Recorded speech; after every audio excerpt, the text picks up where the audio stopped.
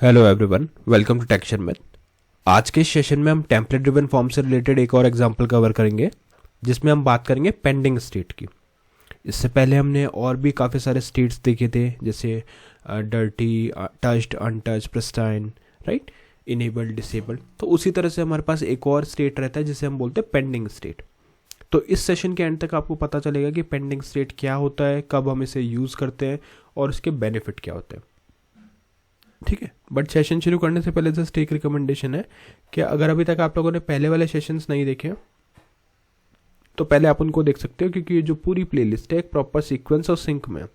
तो अगर आप उसको सिक्वेंशली फॉलो कर लोगे तो और भी ज़्यादा इजी रहेगा आप लोगों के लिए ऑनगोइंग टॉपिक को समझना और उसको इम्प्लीमेंट करना। क्योंकि अभी के लिए हमारा मेन प्रायोरिटी क्या है कि कैसे हम टेम्पलेट ड्रिवन फॉर्म के अंदर पेंडिंग स्टेट को यूज़ करें। बट उससे पहले पता भी होना चाहिए कि टेम्पलेट ड्रिवन फॉर्म क्या होता है, स्टेट्स क्या होते हैं, और जो भी अभी तक हमने स्टेट्स कवर किए उनका एक आइडिया होना चाहिए।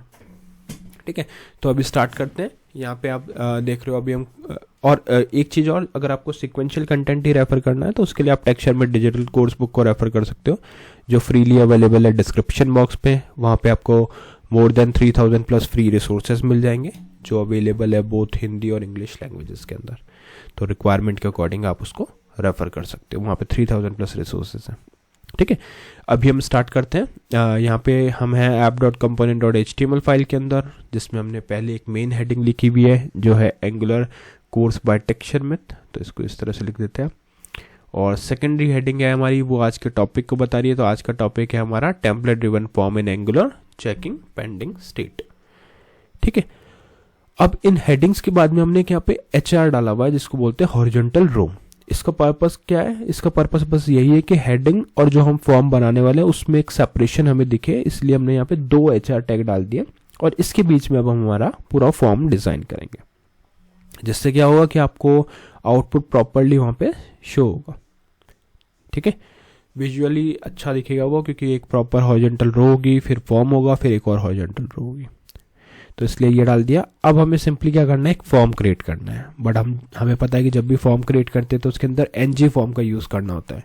अब ng फॉर्म कहाँ से मिलता है हमें? फॉर्म्स मॉड्यूल से। तो वो हमारे लिए एक तरह से प्री रिक्विजिट हो गया कि आपको वो सबसे पहले इंपोर्ट करना होगा। अगर वो इम्पोर्टेड नहीं है तो फिर आप इस चीज़ को यूज़ नहीं कर पाओगे, राइट। तो उसके लिए हम चलते हैं app.component.ts फाइल पे और यहाँ पे जाके हमने फॉर्म्स मॉड्यूल को इम्पोर्ट किया हुआ है। ये ऑलरेडी हमने डाला हुआ है। साथ में ng भी डाला हुआ है, क्योंकि कई डेमो के अंदर हमारे को कंडीशनल स्टेटमेंट भी यूज़ करना पड़ता है। तो इसलिए हमने दोनों चीज़ यहाँ पे रखी है, फॉर्म्स मॉड्यूल और ng। अगर यूज़ करना होगा तो ठीक है, अदरवाइज हम इसको स्किप कर देंगे वहाँ पे प्रोग्राम के टाइम पे। ठीक है, दोनों चीज़ आ गई जो हमारी इंपॉर्टेंट थी। अब चलते हैं वापस से और यहाँ पे एक फॉर्म क्रिएट करना स्टार्ट करते हैं। तो पहले हमारा फॉर्म आएगा। ठीक है, ये आ गया आपका फॉर्म और इस फॉर्म के अंदर हम लिखेंगे यहाँ पे माय फॉर्म इक्वल और यहाँ आ जाएगा ng फॉर्म। अब जैसा कि हमने वहाँ पे पहले से इसको इंपोर्ट किया, इसलिए ये कोई एरर शो नहीं कर रहा, अदरवाइज ये यहाँ पे आपको हाईलाइट दिखाता, एरर दिखाता। बट अपन ने फॉर्म्स मॉड्यूल इंपोर्ट कर लिया component.ts फाइल में, इसलिए यहाँ पे कोई भी आउटपुट हमें इशू नहीं दिखा रहा सिंटेक्स में। ठीक है, अब इस चीज़ को डेमोस्ट्रेट करने के लिए हम क्या करेंगे, एक यूज़र नेम की फील्ड बनाएंगे। तो यूज़र नेम डालते हैं यहाँ पे, मतलब एक लेबल बनाते हैं पहले। ठीक है, लेबल आ गया और लेबल में लिखेंगे यूज़र नेम। अब नेक्स्ट क्या करेंगे, हम एक इनपुट फील्ड बनाएंगे। तो यहाँ पे एक इनपुट फील्ड डालते हैं और इस इनपुट फील्ड के अंदर हमें जो भी चीज़ें डिफाइन करनी है वो सब यहाँ पे हम लिखेंगे। जैसे इसका टाइप क्या होगा, तो टाइप में डाल दिया हमने टेक्स्ट। ठीक है, टेक्स्ट के बाद में फिर हमें नेम डालना है, इसका नेम हो गया यूज़र नेम। ठीक है, फिर नेक्स्ट हमारे पास ng मॉडल, ये हमें यूज़ करना है। ng मॉडल के बाद में हम इसको रिक्वायर्ड बना सकते हैं, अगर रिक्वायर्ड फील्ड बनाना है तो। ठीक है, रिक्वायर्ड के केस में आपको सिर्फ इसको रिक्वायर्ड लिखना, बाकी ये कुछ नहीं लिखना। ठीक है, फिर हम यहाँ पे क्या करेंगे, ng मॉडल ऑप्शंस देंगे। ठीक है, तो यहाँ आ गया ng मॉडल ऑप्शंस और इस ऑप्शंस में हम क्या देंगे, अपडेट ऑन कॉलन चेंज। तो ये क्या होगा, चेंज पे अपडेट हमें करना है। तो यहाँ पर जाएगा चेंज। आई थिंक कोड्स में मैच हुआ है यहाँ पे, दोबारा से देखते हैं। ng model options equal double quote update on, उससे पहले यहाँ पे एक कर्ली ब्रेसेस होना चाहिए और इसके बाद भी एक कर्ली ब्रेसेस रहेगा क्योंकि ये वैल्यू है, ठीक है। और यहाँ पे हमने डाल दिया चेंज, CHANG, परफेक्ट। अब इसके बाद में क्या करना है, एक इसमें जो एरर्स हैं वो बाद में फिक्स हो जाएगी। अभी हम यहाँ पे एक टेम्पलेट रेफरेंस वेरिएबल असाइन करेंगे, तो user name CTRL equal NG model, form नहीं NG मॉडल, ठीक है। और उसके बाद में हम यहाँ पे ऐड करते हैं एसिंक वैलिडेटर। एसिंक वैलिडेटर क्यों, देखो इसमें क्या होता है, जब भी पेंडिंग है वो पहले चेक करता है कि वैलिडेटर ने अपना प्रोसेस कंप्लीट किया है या नहीं। अगर वो कंप्लीट कर दिया तब उसको वो पेंडिंग स्टेट को ऑफ करता है, अदरवाइज वो पेंडिंग स्टेट को ऑन रखता है। तो उस चीज़ को रेप्लिकेट करने के लिए हम यहाँ पे यूज़ करेंगे ASYNC async capital V validator, ठीक है। अब ये क्या होगा देखते हैं, और इसके साथ में असाइन करेंगे यहाँ पे चेक ASYNC चेक असिंक, ठीक है। और इसमें जो भी एरर वगैरह आ रहा है वो भी अपन फिक्स कर देंगे। इनपुट फील्ड में देखो यहाँ पे क्या दिखा रहा है, async validator since it's not a known property of input error अकर, ये दिखा रहा है, एक चेंज में दिखा रहा है, तो इन सबको फिक्स करेंगे। इनपुट फील्ड डिज़ाइन करने के बाद में हम सिंपली यहाँ पे एक पैराग्राफ ऐड करके अपनी बाकी फील्ड्स को जो हमें शो करनी है वो यहाँ पे शो करेंगे, जैसे पेंडिंग, और पेंडिंग में यहाँ पे हम वैल्यू डाल देंगे user name control dot pending, ठीक है, पेंडिंग। फिर इसके बाद में हम P टैग डालेंगे और इस P टैग के अंदर हम एक कंडीशनल स्टेटमेंट डालते हैं स्टार NG इफ, इसीलिए हमने NG इफ को पहले यूज़ किया था, इंपोर्ट कर लिया था। यहाँ आ जाएगा पेंडिंग, और इसके बाद में इसका स्टाइल डाल देते हैं, स्टाइल कलर ब्लू, ठीक है। और इस ब्लू के अंदर हम यहाँ पे लिख देंगे चेकिंग, ठीक है, जस्ट ये एक वहाँ पे शो करने के लिए यूज़र को। यहाँ तक क्लियर है। अब नेक्स्ट चलते हैं अपने कंपोनेंट वाली फाइल के ऊपर, क्योंकि कंपोनेंट फाइल के अंदर में चीज़ों को डिफाइन करना पड़ेगा। अब जैसे एक तो हमें कंपोनेंट फाइल के अंदर डिले, हम एक मेथड बनाएंगे जो डिले को परफॉर्म करेगा। तो उससे पहले यहाँ पे एक मेथड बना लेते हैं, पहले चेक ASYNC चेक असिंक, फिर opening closing parenthesis curly braces, और इसके अंदर हम लिखेंगे यहाँ पे कंट्रोल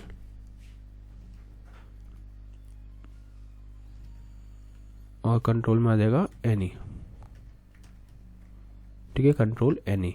और फिर यहाँ से हम रिटर्न करेंगे रिटर्न ऑफ नल। तो वैसे तो वैलिडेटर के लिए आपको फाइल वगैरह क्रिएट करना पड़ता है, बट यहाँ पे हम एक सिंपल सा एग्जांपल बनाने हैं, इसलिए सिर्फ हम एक डिले देंगे और उस डिले के बाद में ये अज्यूम करेंगे कि हमारा जो डेटा था वो प्रोसेस हो चुका है। तो इसके लिए यहाँ पे बस डिले वाला लॉजिक डाल रहे हैं, डिले यहाँ पे ऑटोमेटिकली इंपोर्ट हो गया RxJS से, और इस डिले के अंदर डाल देते हैं यहाँ पे ब्रैकेट के अंदर 2000 सेकेंड्स, ठीक है। तो यहाँ पे क्या होगा, सिर्फ डिले होगा, कोई भी एरर नहीं होगा, हमेशा बस वो डिले करेगा और उसके बाद में वो प्रॉपर चलेगा। और इसके बाद में एक हमें ऑफ को भी ऐड करना पड़ेगा, तो यहाँ पे लिख देते हैं इंपोर्ट, और इंपोर्ट के साथ में कर्ली ब्रेसेस, और यहाँ लिख देते हैं ऑफ, परफेक्ट। तो यहाँ तक अब हमारा ये सब रेडी है। अब दो चीज़ों में इश्यू दिखा रहा है, चेंज में, और एक तो चेंज में और एक असिंक वैलिडेटर में, इसको अब फिक्स करते हैं। ओके, जस्ट मैंने इसमें एक फिक्स डाला है, जो हमने यहाँ पे डाला था ऑन चेंज वाला मेथड, वो एक्चुअल में बाय मिस्टेक यहाँ पे ऐड हो गया। एक्चुअल में वो अपन टेम्पलेट ड्रिवन फॉर्म के साथ यूज़ नहीं करते, तो उसको सिंपलीफाइड करने के लिए अपन क्या कर सकते हैं, एक अपन खुद का डायरेक्टिव ही ऐड कर सकते हैं। तो मैं आपको बता देता हूँ मैंने चेंजेस क्या क्या किए हैं। बाकी सब कुछ सेम है, जस्ट उन दो जिसमें हमें एरर दिख रहा था वो हमने हटाया, यहाँ पे लिख दिया चेक असिंक। अब चेक असिंक लिखने के बाद में क्या करते हैं, हम एक डायरेक्टिव क्रिएट करते हैं। मैं दिखाता हूँ डायरेक्टिव कैसे बनती है। तो यहाँ पे ये कमांड आपको रन करनी पड़ती है, ng generate directive check async. ये चेक असिंक क्या करेगा, ये वाली कमांड दो ये फाइल ऐड कर देगा spec.ts, जिसमें कोई भी चेंजेस नहीं करने, और ये है चेक असिंक डायरेक्टिव.ts। उसके अंदर आपको ये छोटा सा कोड लिखना है, जो यहाँ पे जो भी चीज़ इंपोर्ट है, जैसे हमने क्या किया, एक यहाँ पे इसके अंदर ही मेथड बनाया वैलिडेट, जो रिटर्न कर रहा है पाइप डिले के साथ। तो जो चीज़ हमने पहले कंपोनेंट.ts में बनाई थी वो अब आप यहाँ से हटा सकते हो। ठीक है।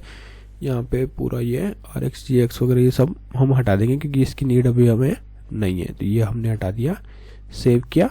तो आप देखोगे ये पूरा हमारा चेक असिंक वाला जो डायरेक्टिव में कोड है वही अब मेन कोड हो गया। ठीक है, तो ये कोड आप एज इट इज़ लिख सकते हो। अब इसके बाद में आउटपुट में क्या आएगा वो देखते हैं। तो ng sum, बस उसके बाद में आपको कोड रेडी है, आपको हाइफन ओपन करके एंटर करना। कुछ सेकंड्स में ब्राउज़र पे कोड ओपन होगा। अभी कुछ इश्यू दिखा रहा है, आई थिंक कहीं पे हमने / ऐड कर दिया बाय मिस्टेक, उसको फिक्स करते हैं यहाँ पे। अभी सही है। देखो मेन हेडिंग आ रही है एंगुलर कोड्स बाय टेक्सचर में, फिर आ रहा है template driven form example in Angular, checking pending state, user name false. अब होता क्या है कि वो वैलिडेटर पर डिपेंड करता है। अब जैसे मैं यहाँ पे कुछ टाइप करना शुरू करता हूँ, ये यहाँ पे चेकिंग शो कर रहा है, कुछ सेकंड्स बाद में वो फॉल्स कर देता है। तो चेकिंग कब आएगा? जब तक वो उसको प्रोसेस कर रहा है। क्लियर किया, फिर से कुछ टाइप किया तो चेकिंग पे चला गया, तो वो पेंडिंग स्टेट को बता रहा है कि अभी तक वो प्रोसेस कर रहा है जो भी हम यहाँ पे टाइप कर रहे हैं वो सब चीज़ें। ठीक है, तो इस तरह से हम पेंडिंग स्टेट का यूज़ करते हैं टेम्पलेट ड्रिवन फॉर्म के साथ। नेक्स्ट सेशन में हम इससे रिलेटेड और भी टॉपिक डिस्कस करेंगे। So thank you for watching texture में।